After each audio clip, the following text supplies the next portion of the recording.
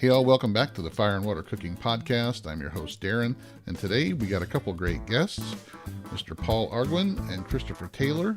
They were presenters at the International Sous Vide Summit in July, and they're authors of a new book called The New Pie, and they use sous vide in their pie recipes. I'll be right back with Christopher and Paul. Smoking, grilling, getting hot and hotter. Sous vide and chilling from fire and water.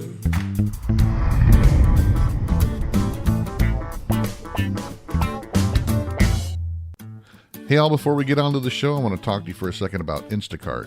Instacart's a great service that allows you to do all your grocery shopping online, and they can get you your groceries in as fast as 1 hour. They connect you with personal shoppers in your area that know your markets, and they can get them from your favorite stores. They find all the great buys and smart suggestions for you online to save you money. They pick the freshest produce, and they check your eggs and make sure they're not cracked. Check them out, guys.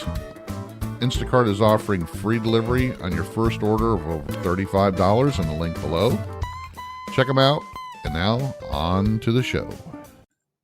Welcome back to the Fire and Water Cooking Podcast. I'm Darren, I'm your host, and today we have a couple of great guests, Paul Arguin and Christopher Taylor from The New Pie. They also have a blog, website, Facebook page called Flour, Sugar, Butter.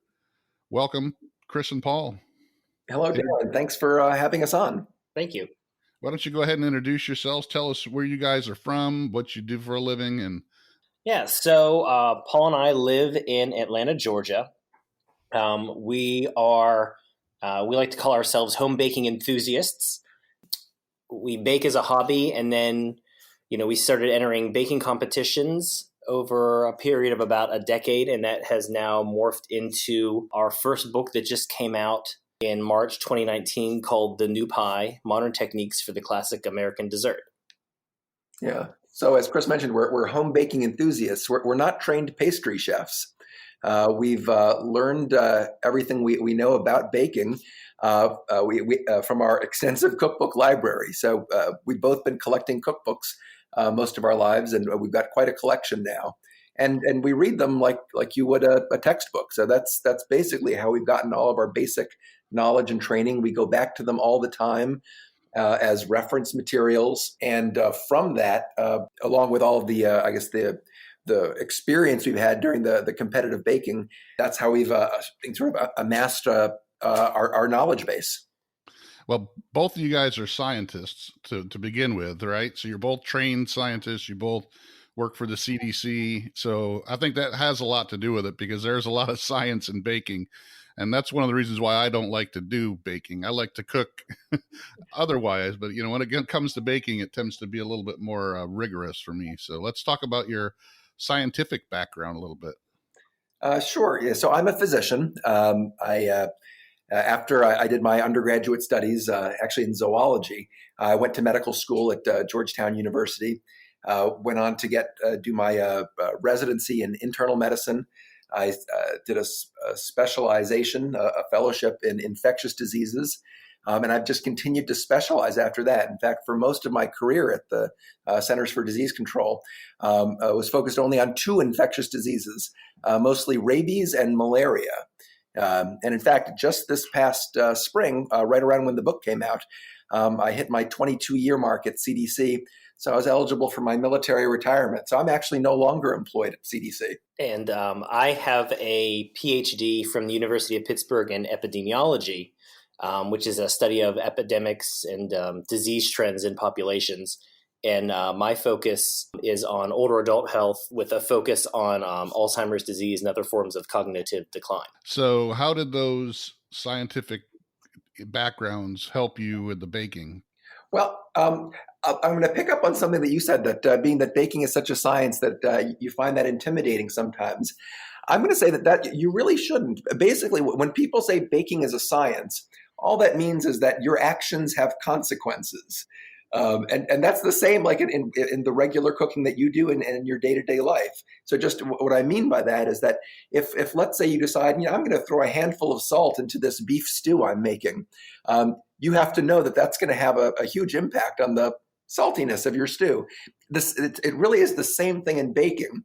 Just the one difference is you don't really get that immediate feedback sometimes. In your beef stew, you can taste what you just did and go, what have I done? How can I fix this? If you did that to your apple pie, let's say, you're not going to notice that until it's finally finished baking. It's out of the oven. It's cooled. It's several hours later.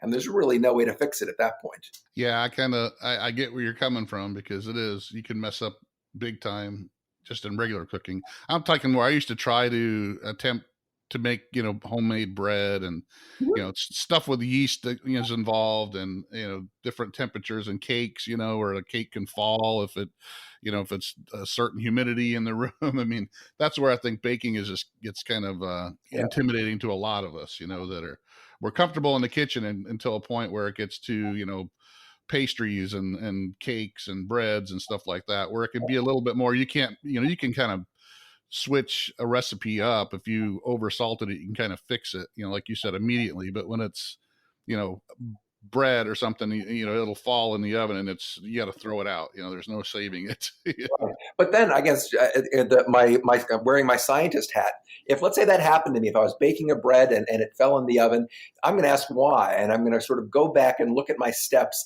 because odds are I made a critical error. Because if I have a reliable source of information, and let's say, there's cookbooks that we know are really good sources of recipes. If we follow those recipes, they really shouldn't fail unless you did something wrong. And sometimes it's as simple as, you got distracted and you forgot to add the yeast or whatever. I mean, there's something that you didn't realize you didn't actually do, but you can go back and sort of look at where your steps might have taken you wrong. And the other possibility, of course, is that you may have been using a bad recipe. We know that there's things like that out there too. Or a bad ingredient, if you used yeast that's, not live anymore, that's been sitting on the shelf forever, Absolutely, yeah. There's things like that. Or you're using, the wrong type of flour that the recipe called for. And I know I've seen people do that all the time, where they don't think a certain ingredient will matter much, and then it does. Bingo. Yeah, exactly. And that's the point right there. And you see that a lot on baking blogs or on social media, watching people who cook. They'll say, well, I followed this recipe and I hated it. Just so that I didn't use any eggs. I used applesauce instead, or something along those lines. And then, for crying out loud, that's a terrible choice of a substitution. Yeah, I mean, I've seen that a lot. You see it in the regular cooking too. That's right, I didn't use salt because I don't like salt, so I used something totally different. And it's like, well, no wonder it tastes like garbage. Yeah, so I thought it was bland. Well, now you know why. Right. I mean, especially I deal a lot with sous vide and barbecue, and I see a lot of people that come into these in newer type cooking methods like sous vide and just think they can use it like any other cooking method. Well, I did it for 2 hours at this temperature, and then it came out. I said, well, where'd you get that time and temp from? Well, I just pulled it out of my out of the air. That's what I would normally cook a steak at, or something. Yeah. I don't understand, because there's so many time and temp guides that you can use. But so people do it all the time, no matter what. All right. So what got you guys? I kind of read your history a little bit and read some of the articles that were written about you. You kind of started out like by accident. Like, I guess Chris was one of the first ones to enter into a baking competition. Is that right? Yeah, we both entered. There was a pie baking competition here near Atlanta, and we both entered. I entered in the sweet pie category, and Paul entered in the savory pie category with a spicy meat pie. And I ended up winning the blue ribbon in the sweet pie category. And that was sort of the start of, our competitive venture. After that, we started doing some, local agricultural fairs. There's some great agricultural fairs here in Georgia. And then from there, we started doing larger competitions, including the National Pie Championship that happens every year down in Florida. And actually in 2017, I won the Best of Show in the amateur division at the National Pie Championships. And that was sort of our big award that sort of sent us on the trajectory for this book. Now, before you did that, were you just cooking for yourselves personally? Were you cooking for friends? Did you started the blog already, or how did it go? Yeah, so I think most of our lives we've enjoyed cooking and baking, and so yeah, most of what we did was just for ourselves. We'd have dinner parties. Sometimes we'd bake things to bring into work. It's really casual weekend activities. And then when you start adding things like county fairs and state fairs onto that, the volume increases incredibly because you have to start developing new recipes, practicing those recipes, working out the kinks. And then certainly for the big days of these competitions, those can be very long days worth of baking. For example, for the state fairs, we tried to enter every category that they offered, and so that it would be about 60 entries between us total. Yeah. Wow, that's a lot.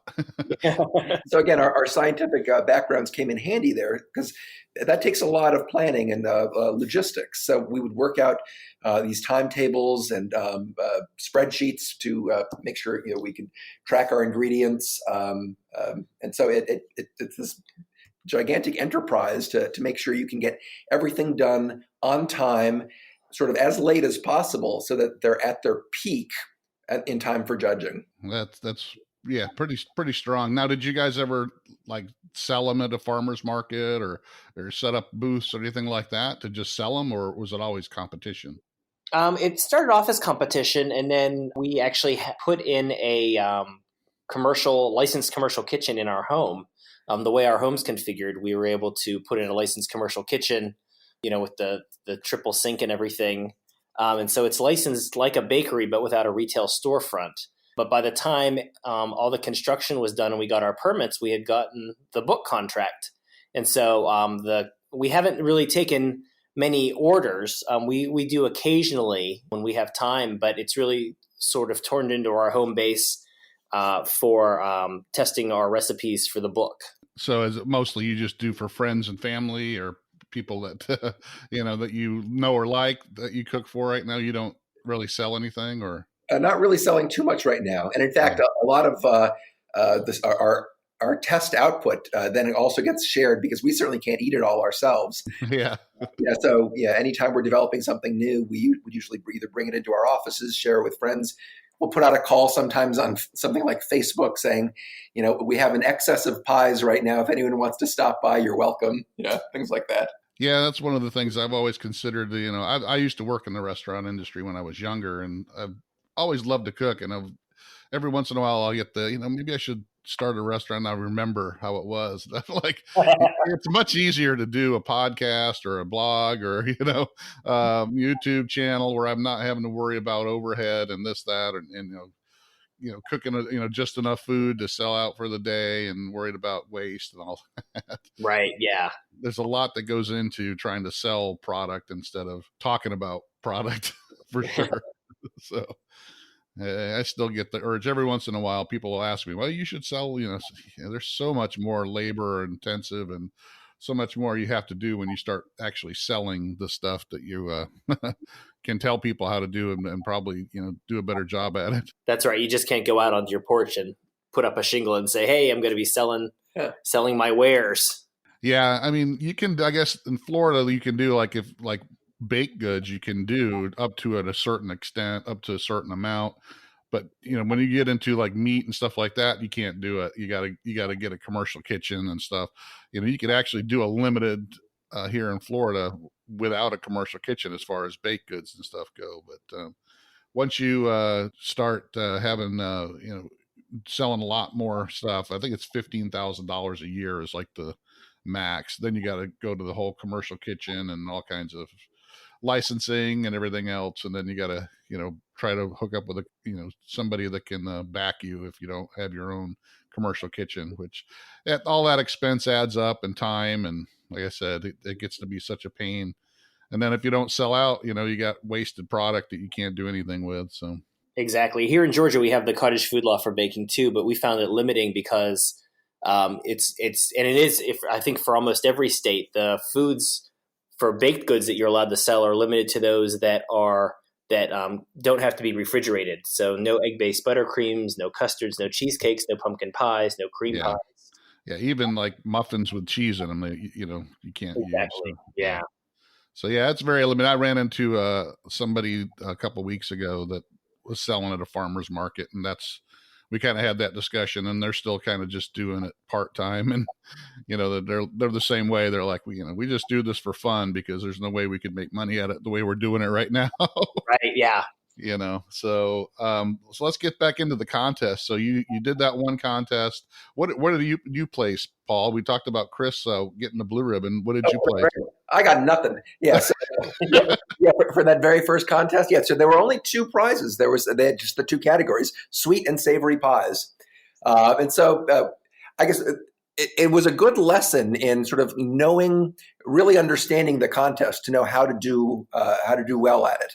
So I was, being that I was doing a savory pie, a meat pie, I figured I'd do something that would taste good, of course, nice and warm out of the oven, but would also still taste reasonably well at more towards room temperature.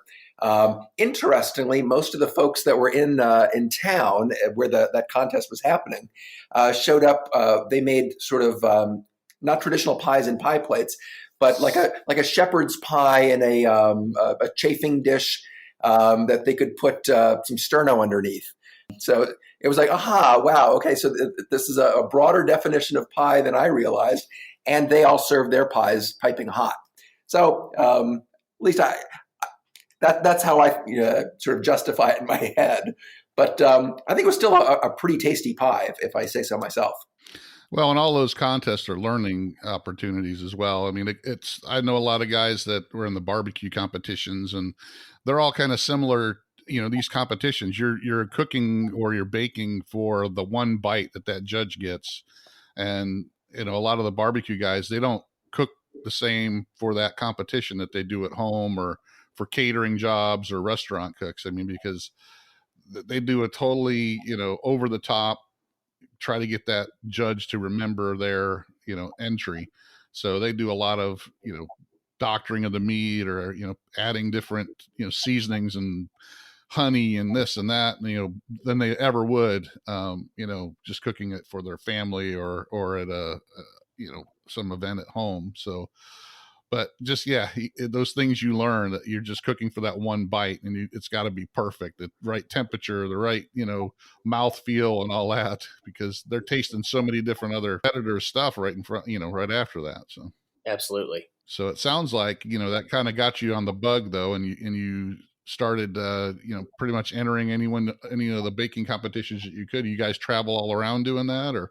Yeah, we started looking around for ones that were close to home. So we found the surrounding counties here around Atlanta would have county fairs. And then, of course, Georgia has a nice big agricultural state fair every year in the fall.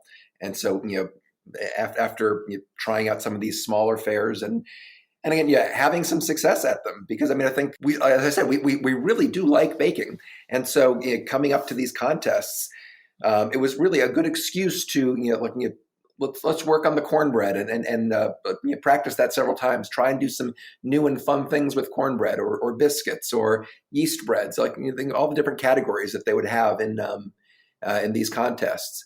In addition, I think Chris did a lot of cookies and candies. We did cakes, so it was we got to do a lot of baking, which we enjoyed, and really helped polish our skills, so that when it came time to do the contest, we were able to put out some pretty good entries. So when did you start doing the blog and the Facebook page and all that? The Facebook page sort of evolved.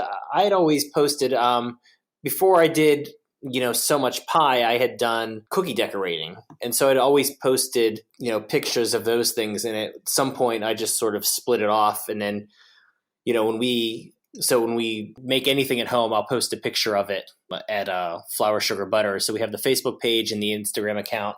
And then our website, floursugarbutter.net, we have a couple recipes on there, some information about the book and things like that. So it's evolved. I think probably over the last maybe 5 years. Let's talk about how many ribbons have you won so far total, not just blue ribbons, but And how many years have you been doing the contest altogether now?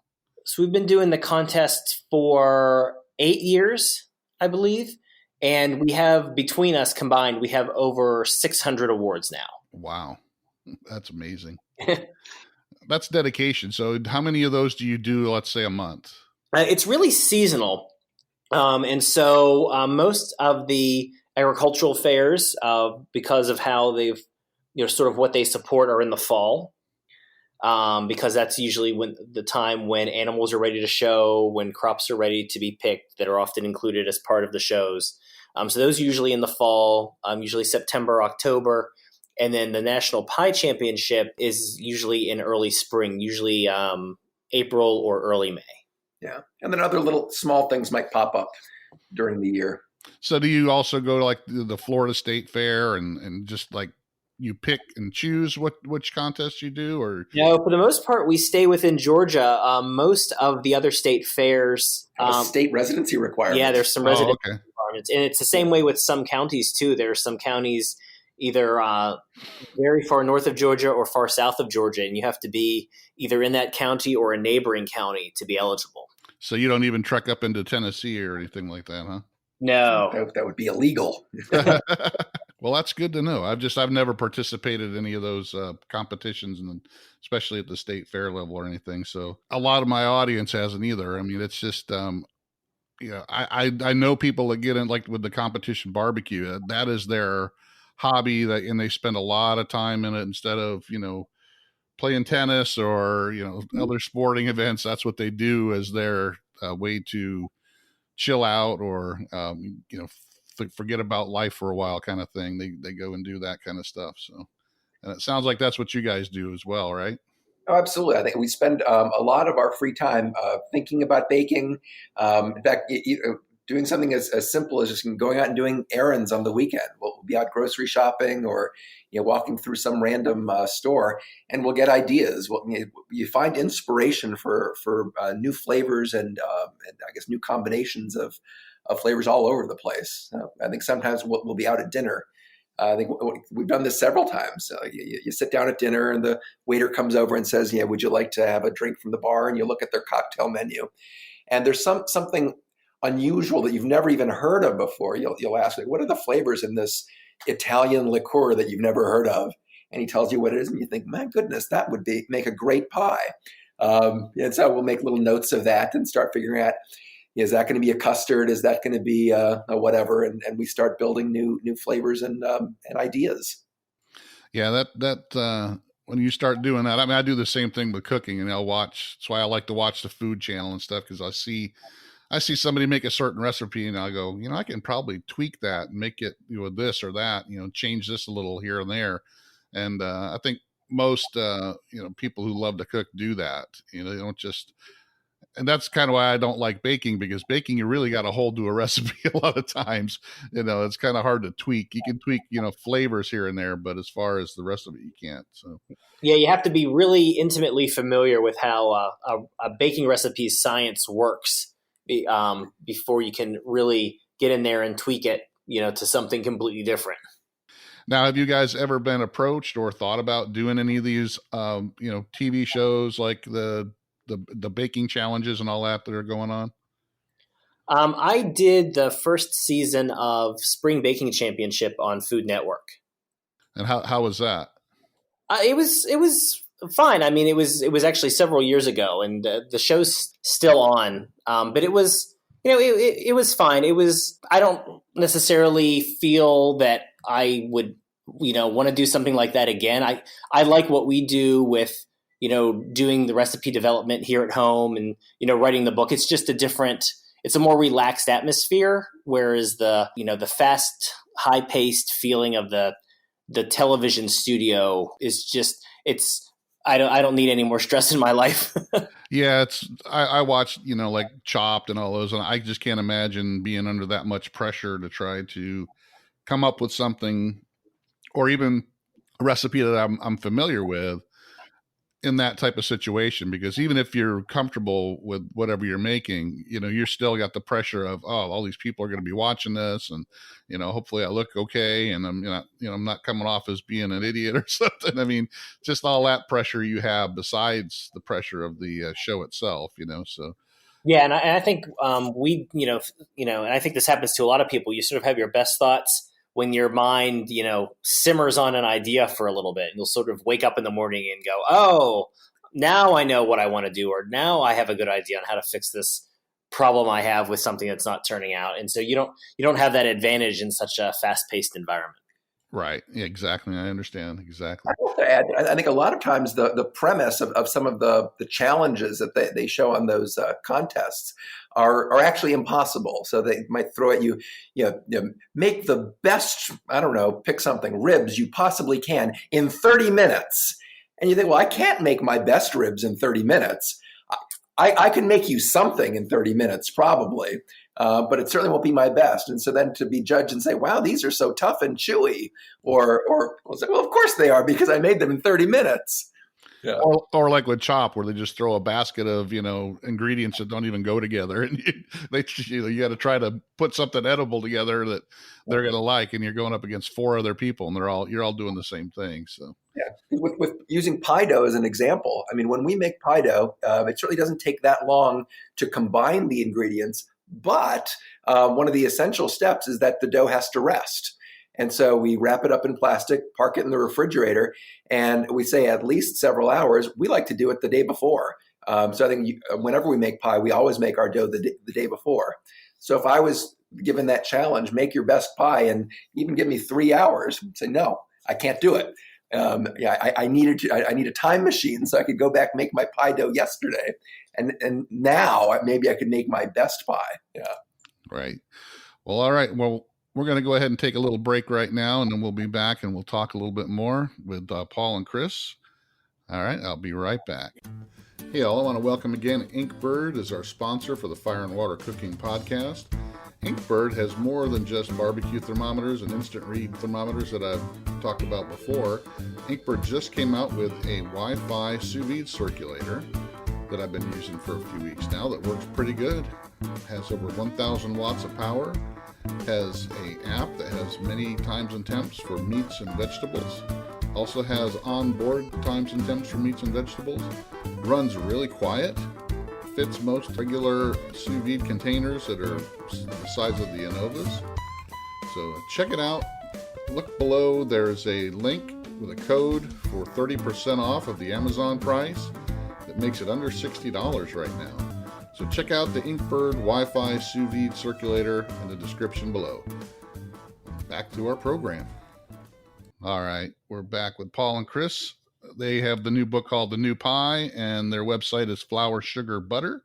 You can check them out. They've got everything baked goods, and the New Pie is the new book that they have out. You can find it on Amazon, Barnes & Noble, pretty much anywhere that you find books. So let's talk a little bit about one of the reasons I kind of heard of you guys is because you're part of the International Sous Vide Summit that happened in July this year. And you guys did a presentation there about, and I guess some of the recipes in your book have used sous vide for the filling. So let's talk about how you started incorporating sous vide into some of your recipes. Sure. So I first had the idea, and it came straight out of the cooking competitions. So many times when you're spending the time developing a new recipe and you put a lot of time and effort into figuring out how you want these flavors to work, you want to make sure that when the time comes to actually do that recipe for the competition, it has to be reliable. It has to work for you. And I found after doing it for a couple of years that there's several variables that can happen in pie making that you really can't control. And so I started thinking about what are the tools that I have at my disposal that I can more tightly control the outcomes. And sous vide is one of the ones that came to mind because, as you know, it's a precision cooking technique. It allows me to cook whatever it is that I'm doing at that exact temperature. And that matters so much. with pies, let's say with a standard fruit pie, let's pick on apple, for example. So many things have to happen simultaneously. And the traditional pie making methods, they're pretty blunt tools if you think about it. So basically, you start with some raw pie dough, pastry dough that you put in a pie plate. You fill it with fruit, some quantity of sugar, some quantity of thickener. When I say by thickener, something usually like flour, cornstarch, tapioca, so that when the fruits start to cook and release their liquids, that will thicken those juices, so it's not going to be a runny mess. Some flavorings, usually some spices, and all of that goes into the pie, sometimes covered with another layer of pastry dough, and you park it in the oven. So the oven, it's going to be set usually at one temperature, and you're relying on just the heat to evenly cook the outside of the pastry, at the same time heating up the fruit inside to the perfect point. And then the liquid that's released from that fruit also has to reach a temperature to interact with the thickener. So those are three major things that have to happen because of temperature. And if you think about it, the fact that the oven is just set at one temperature, all of those things have to reach where they need to go at the exact time so that the pie isn't burnt, the fruit isn't overcooked. Your juices haven't boiled over. Exactly. So it's an almost impossible task. And so standard pie making techniques, you usually get sort of rustic looking pies. They traditionally tell you that you'll cook it until the crust is browned. You'll know that your liquids have thickened enough because they've started to bubble and boil. So most of the time you'll have some juice that is splashed over the surface of your pie, sometimes dripped out onto the bottom of your oven. It's a mess. And so sous vide can actually solve all of these problems one by one. And so that was my sole goal of trying to use sous vide in pies, is just to solve those problems. But there was an added bonus that I'll get to in a minute. But how it solves these problems, fruits, when they start off in their raw state, they usually have a more mild flavor. If you think about something like a blueberry, it's a pretty sort of, I describe it as a nondescript wallflower of a fruit. It's a mild flavor. Once you cook that blueberry, the flavors really come alive. It transforms into a rich, much more luscious flavor, I think. But as you cook that fruit, if you cook it a little too much, it all falls apart and turns to mush. So you want to hit that exact spot where the flavors have transformed from raw to cooked, but the fruit is still holding together. And I can't think of a better way to do that than with sous vide. Yeah, one of the things I did my podcast with Meathead Goldwyn from Amazing Ribs, and his analogy is when you're trying to cook traditionally, you're on a train going 100 miles an hour and trying to jump off the train at a station that it doesn't stop at the perfect time. Bingo. And what sous vide helps you do is slow the train down and park right at the, where you want to be. So if you want to cook it to 131 degrees, you set your sous vide to 131 and it won't go past that. So it's, that's that whole, train or bus or whatever you want to analogy. It's, you're not trying to hit it, perfect while it's going, traditional cooking, it can, overcook because of just carryover cooking. With fruits, all fruits contain a substance called pectin. And what you'd like to be able to do is cook it to the point where the pectin inside the fruit, so I guess the fruit as it heats, it's going to swell, burst open some of those cells, which release the liquid. That's all the fruit juice that will accumulate.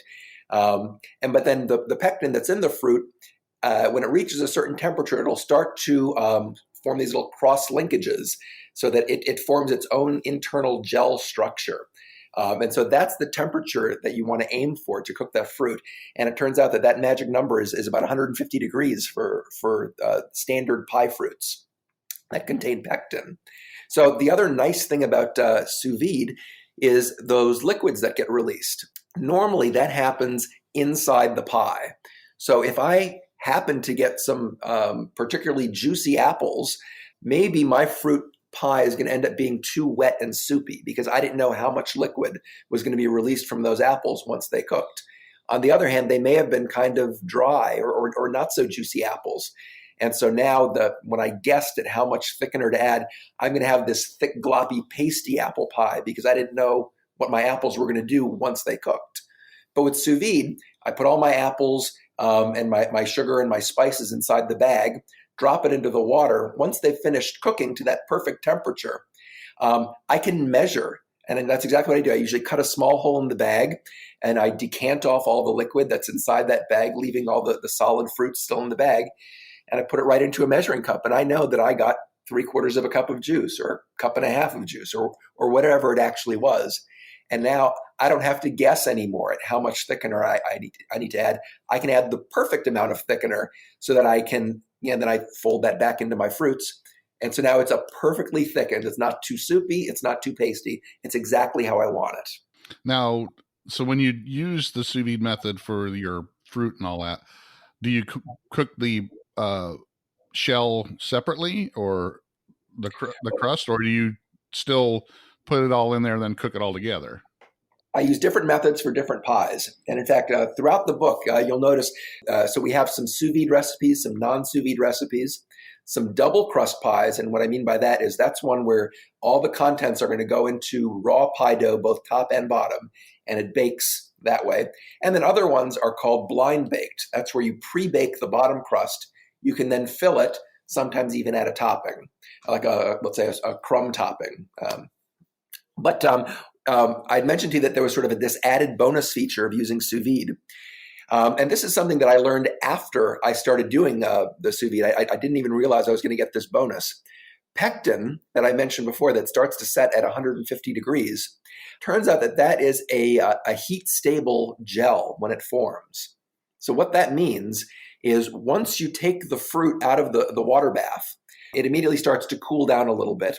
And this is when I'm sort of manipulating the liquids or whatever it is that I'm doing to finish my filling. Those fruit pieces have started to cool slightly. And when that happens, the pectin sets into that heat-stable gel form. And what that means is that when I reheat those fruits in the oven, which they're about to be reheated when I'm baking the pie, that gel isn't going to break down as easily as it did before. So if I just cook an apple right away on the stovetop, let's say, it'll go from raw to perfect to applesauce, just while I'm there on the stove. If I recook these fruits that have already reached their set point of 150 and cooled somewhat, it now would take a whole lot more heat to break down those fruits so that they actually retain their shape and form. So what that means for you is when you recook these fruits in a pie, they still have some chew.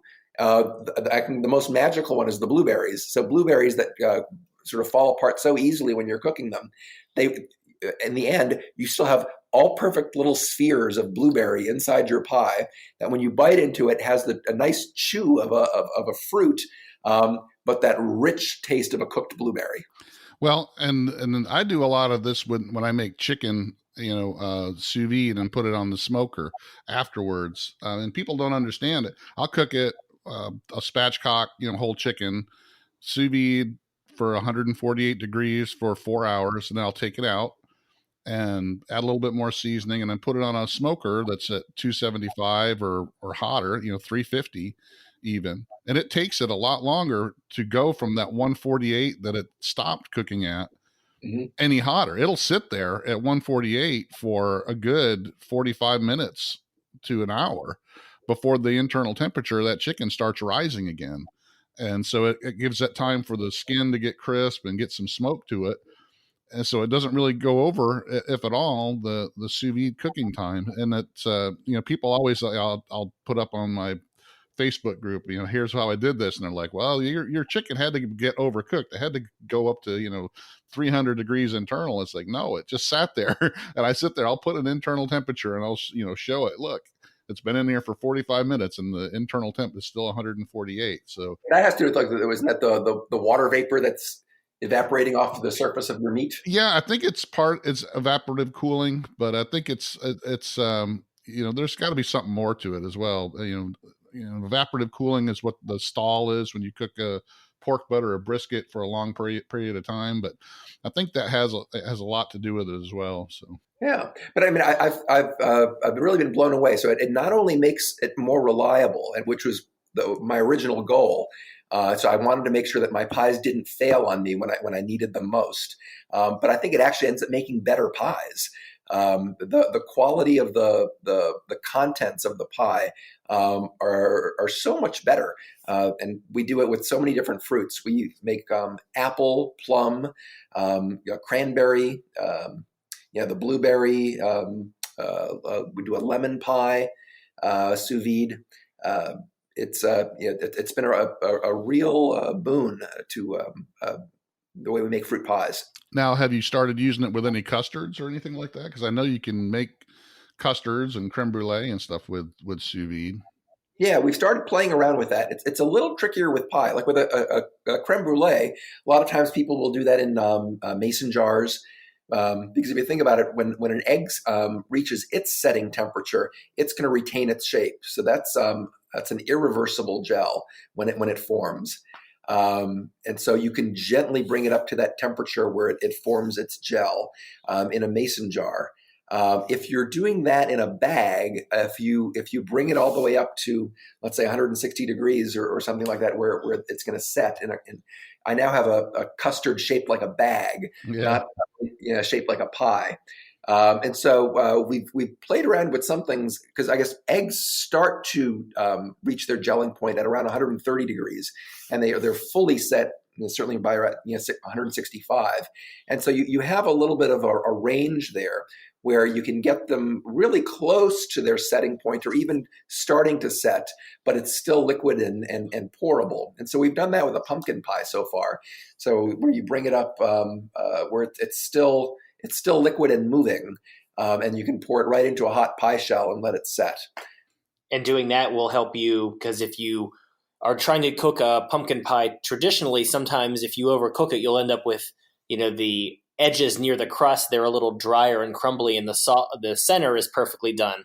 But if you put the custard in at 130 degrees into a hot pie shell and finish the baking that way, it's a much more even heat, and it doesn't have that far to go. So you don't have that temperature differential from the edge to the center because your pie only bakes for 20 minutes or so. Yeah. And again, here's how science can help you. I mean, if you've ever made a pumpkin pie, I think every recipe that's out there will talk about you bake it for a certain amount of time, and then you're supposed to start peeking into the oven and jiggling your pie where it's wobbling somewhat in the center because you don't want it to be fully set. And everyone who's ever done that is sitting there wringing their hands. It's like, well, it's very wobbly. Is that too wobbly? Is it supposed to be wobbly like Jell-O? Wobbly like? And so if you know the temperatures that you actually need to meet, it certainly makes life so much easier. You've got some objective measures you can follow. Yeah, I think I read in one of your articles that where you guys were interviewed, you said a lot of the recipes that you found earlier, in your baking careers is that, just add a pinch of this or, stir it till it looks like this. My wife had that she's tried to follow a coconut cake recipe her aunt gave her, and one of them was just spin a thread, and she's like, what's spin a thread mean? I don't understand what you're talking about. So some of those grandma recipes where you really don't know what they're talking about. Exactly. And one of the things we've incorporated in the book too, in sort of our efforts for more precise, more reliable baking is we really encourage readers and pie makers to weigh their ingredients. For a number of reasons, it's, you dirty less dishes, but it's also more accurate. Your recipes are reliable, they're repeatable, and it really makes a difference for something like pie dough, where it's such a simple, component. It's just flour, fat, and water. But flour is notoriously mismeasured. If you were to spoon all-purpose flour into a dry measuring cup, if you spoon it in lightly, you could end up with a cup of flour that weighs, 4¼ ounces. If you were to scoop that same cup into an open bag of flour and level it off, you could get something closer to 5 ounces of flour. And for a pie dough that maybe only uses a cup and a half, that's a really big difference. You can end up with a couple ounce difference which then you're trying to add a set amount of water, to make into a dough that's supposed to be able to roll out without being sopping wet and sticky, or without being too dry that's going to crack on you. And so we really try to promote weighing the ingredients. And we're glad to see that there are a number of cookbook authors that are in agreement with us. We're certainly not the pioneers for this, but there are still some cookbook authors that I think need to join us in that. I think it makes for more reliable baking and happier readers. Well, and I've heard that. I've got friends of mine that are big into making homemade pizza dough, and that's a big thing with them as well, using weights instead of cups, and they actually use the weight because you can get more precise, like you said. 12 ounces of flour is always going to be 12 ounces of flour, where 4 cups could be 5 cups, it could be 3 cups because of the way it's sitting in the cup. Exactly right. Yeah. All right. Well, let's talk about the book a little bit, because I've talked to some other people who've written books and that they're first-time authors, and they, have all had the experience of going through it. Like a lot of them have told me it's like giving birth to a baby. So, how was that all experience with writing your first cookbook? It was actually a lot of fun for us. I think we had a little bit of an advantage over some folks in that, I guess, as scientists, we've done a lot of scientific writing. And so, in terms of, writing articles about, I've written a ton about malaria, things like that. And so I think we're used to organizing our thoughts, coming up with work plans of how to get things done, and writing clearly, so that sort of thinking about not just what I want to say, but how it's going to be received by the person reading it, so that it'll be clear to them. We've also, as regularly as part of our jobs, we receive regular criticism, about our writing. So, if we were to write something, people that I work with review it, and then it goes out to, it's called a peer-reviewed journal. So peers in your field, experts in your field, review what you write, and then, the editor of the journal will send you notes back saying, this is what some people think you should change. You're not quite accurate enough in this. Could you fix this? And so I think that's really helpful too. If you're, for example, if you're a food blogger and you've only written for yourself or for your website, to maybe get criticism from a professional author at a publisher can be a little jarring. I think we were very fortunate. We had a great editorial team at Clarkson Potter, and I think our background with scientific writing was a big advantage. Yeah, it sounds like if you're used to writing reports, or you're used to writing papers or articles already, you definitely have advantage over somebody who's never done it before. And a couple of people that I've talked to, like I said, they were strictly, one of the guys was a cop, and then he had a YouTube channel. And so somebody said, "Hey, I want you to write a book about sous vide and barbecue together." And he's like, "Okay, it's something I've never done before." And he said, but once he got that experience down, after the fact, he could do it again. It's now that he's got some experience under his belt. But they said that, when he was going through it, it was more of a, am I ever going to get this done? And going back and forth, because, since he didn't have the experience, going back and forth with the publisher on drafts was a lot more, like you said, that critiquing that he wasn't used to. So the other nice thing is that, being that Chris and I were writing it together, it was great to be able to, say, if I had a great idea and I started writing, and I'd get to the point and say, okay, I've hit a wall, I'm not sure where to go with this next. We just tag team, and I would just send it over to Chris and say, all right, see where I'm going. What are your thoughts? And then that gives me a break. So I'm not hurting myself trying to think about it so hard. He gives it a whirl, sends it back to me. And honestly, that synergy of just being able to tag team back and forth, I think also really helped us out. I think it helped too with, that certainly helped with more of the creative aspects of the book, like our head notes and our stories. But it also helps too, where, when we came into this book, we brought in, many of the recipes that we use that were sort of award winners for our competition. So Paul had his recipes. I had my recipes, because, we develop our own pies for these competitions.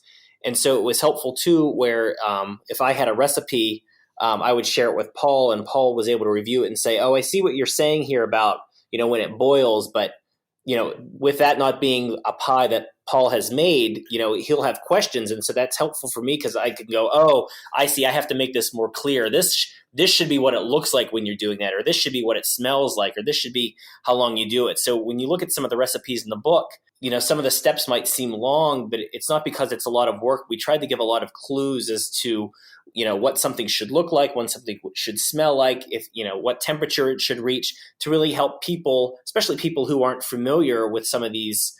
If you're not familiar making cream pies, if you're someone who grew up, only making fruit pies, to help you achieve success by giving you all the clues that you can, so you know what to look for.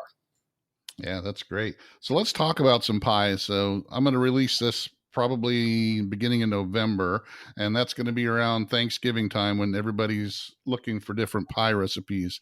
So hopefully they'll be looking for your book, The New Pie, for this. So available on Amazon and anywhere you buy books. So let's talk about what are some of your favorite holiday pies you may have in the book for people to look at. Oh gosh, I guess the easy answer is, gosh, they're all our favorites. Because honestly, if you opened the book to a random page and asked me why that page or the pie on that page was my favorite, I'm sure I can tell you why, something that's great about that pie. I guess thinking about some of the traditional Thanksgiving flavors, things like apple, pecan, pumpkin, of course. Yeah, we have a great take on a classic pumpkin pie in the book called Dulce de Pumpkin, and it's a sort of a step up from a traditional pumpkin pie. It's a great custardy pie, pumpkin pie base, not too much spice to it. And then what we do is after it's cooled, we put on a layer of dulce de leche, which is it's a caramel made from sweetened condensed milk, and you can often buy it in grocery stores. And so just a layer of that on top, and then right before serving, a sprinkling of like toffee bits, like you get from the baking aisle of the grocery store. So you have, that pumpkin pie, you get a little bit of additional sweetness, but also a little bit of darkness from that dark dulce de leche caramel, and then a crunch from the toffee bits. And then another one we have is what we call an all-in-one Thanksgiving pie. So it's actually a bunch of pie flavors in one. It has a no-bake apple cinnamon cheesecake, a layer of cranberry sauce, and then it's topped with a pumpkin custard. Yeah. Oh, and you forgot the topping on that one. Oh, it's a warm pecan pie gravy. Wow. Yeah, those are the type that I like, when it's a take on a traditional in it, but it bumps it up a little bit, or it's just a little bit different and it's easy to do. Like that pumpkin pie that you said, it sounds like something that it's very similar to a traditional, but it's got that little extra kick that it's not hard to do. And that's the kind of stuff I like to mess around with. Yeah. We actually have 3 different apple pies in the book as well. So we have the sous vide apple pie, which is the apple pie that's on the cover of the book. So it's probably the most traditional pie in the book, in that it's just an apple pie. Although its modern spin is that it's made, the filling is made using sous vide. And it really, I have to say, I think that's probably the best apple pie ever. I mean, just in terms of a traditional, straightforward apple pie. But then 2 other ones that we have, we've got one that sort of pre-roasts the fruit in the oven. So it's more like an applesauce mincemeat style apple pie. And a third one where the apples are actually cooked on the stovetop first. So again, depending on what you have available to you, and sort of what your skill level is, you can choose one of the different styles of apple pie. Or if you're non-traditional, or we've been joking too that as we go around and do these book events, we meet people where it turns out Thanksgiving is sort of a contest, like a pie contest for some families. They try to one up each other on like who can bring the best pie or the best dessert. And so one of our focuses in the book is we do have some fun modern flavors. So if you're trying to bring in something else to impress your family or friends, we certainly have that. We have a pie that's made with beets. We call it the Unbeatable. And so I think at first glance, some people think, oh, that's a little weird for a dessert pie, but we turn, carrots are a root vegetable that we turn into a pie, and sweet potatoes are a root vegetable. Beets are great. They have a great earthy flavor. They pair well with autumn spices like cinnamon and a little bit of clove. And so we have that custard pie, and it's topped with a sweet goat cheese frosting, or you can make it with cream cheese if you're not the goat cheese. One of the pies that's pictured actually on the back of the book is called Saturday Morning Cartoon Cereal. And so that's a no-bake cream pie that's made with mascarpone cheese, which is an Italian cream cheese you can find at your grocery store. And it's infused with the flavor of Fruity Pebble breakfast cereal. And then it's topped with a streusel of other fruity breakfast cereals like Fruit Loops, Trix, and Cap'n Crunch Berries. Wow. I'll throw out another fun one. We've got one that's it's a fizzing root beer float pie. So it's a cream pie that tastes just like a root beer float. But one of the little fun feature we have in there, if you're familiar with the candy called Pop Rocks, we have some chocolate-coated Pop Rocks that we put inside the pie so that when you actually eat a piece of the pie, the first thing you notice is that, gosh, this tastes like a root beer float. But then it starts to fizz in your mouth. And so people usually get that fun surprise. Yeah, that Fruity Pebble cakes or pie sounds amazing. So I'm going to have to try that one out. So what do you guys got planned for the future? Are you going to do any more books? Are you going to expand into cakes or any other pastries or baked goods, or what do you got in the future? Sure. Well, we'd love to do more books. I'd say for now, we're focusing on promoting this book and sort of evangelizing pie around the country right now. We've been giving some classes, teaching people some pie techniques. Yeah, we've already started recipe development and testing for new things that will hopefully go into book number 2. Because we do all kinds of baking, and it's something, because we've done the baking for the fairs over the year. And so in addition to pie, we've always entered, cakes, cookies. I taught myself how to make candies just so we could enter things into a candy category. Yeast breads, quick breads, we do all kinds of things. So, I really like the approach we took to the pie book. And I think if we could do that on, another baked good, I think that would be a lot of fun. Yeah. And if you got such, good success with the pie book, I think people are going to start looking for you guys, for other things as well. So you get to expand that. The Flour, Sugar, Butter website, is that strictly, to promote your books and the blog and everything? Yeah. So it's just sort of all about us. So if we have recipes, we'll share them there in some blog posts. Like our, for example, our perfect pie crust recipe is on there. And then, it also has links to our Instagram and Facebook account. Also has links where to buy the book. And then also there are some places where we have some signed copies of the books, and we have links to those stores on there as well. That's floursugarbutter.net. And then we also put our calendar up there for where we're doing book events or public appearances if people want to come out and get their book signed or meet us and ask us their questions in person. Yeah. That's all. So how has the contests kind of stopped since you had to do all the book promotions and book signings and all that? We're doing as many as we can. It is tricky doing some other events and then obviously, working a regular 9-to-5 job too, trying to fit in everything. So we try to do it when we can, but we're not able to do all of them. Yeah, that's once you get more popular, I'm sure it's going to get even more tricky. Exactly. And it's a good thing though to be able to do something that was a hobby at one time that you can turn into something that can make money for you as well. I mean, I think that's everybody's dream, to do something you really love to do, to be able to start your own business doing that. And I think a lot of like with your guys' book, it's something that you guys just really love to do as a hobby, and now you're able to make a little bit of money off of it. Exactly. And spread the love, teach people how to, make, you're not doing it, nefariously. You're actually teaching people, and then they're enjoying it. So exactly. Pie is such a classic American dessert. And so, to be able to have our own spin on it in a book out there and really expand what people's definition of pie is, it's a really cool thing. And I think that's another reason why I like doing what I'm doing, because I have a lot of people tell me, hey, you've helped me this, I've tried this. It's great. I've learned a lot from you. I mean, that makes me feel a lot better than, hey, I bought this from you. But, yeah. So, all right, guys. Well, I want to thank you for coming on. It's been great. I'm glad that I got hooked up with you guys through the International Sous Vide Association. Are you guys going to make it out to next year's in San Francisco, or? Yes, we're planning on it. I'm planning on it too. If hopefully, if nothing else comes up. But I was supposed to go to this one this year, but it wasn't in the plans. For the cards for me, I was invited by Mike and Jason, but I'm hoping that I can do it next year as well, or this coming year. So it's going to be a good time. So thanks for coming on. I appreciate it. It's Paul Arguin and Christopher Taylor. Their book is called The New Pie. You can find that on Amazon, Barnes and Noble, anywhere you find books. You can also check out their website, Flour, Sugar, Butter. That's got their blog and some recipes. Check it out. Thanks, Paul and Chris. I appreciate it. Thank you, Darren. Thank you.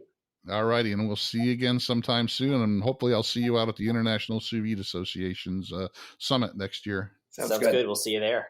All right, thanks again. Well, thanks again for joining us here on the Fire and Water Cooking Podcast. I want to thank Paul and Chris again for joining me here. Check out their book, The New Pie. You can find it on Amazon, Barnes & Nobles, anywhere you find books. And make sure you follow us on Facebook, Twitter, Instagram, and check out the Fire and Water Cooking channel on YouTube. And I'll see you again on the next Fire and Water Cooking Podcast.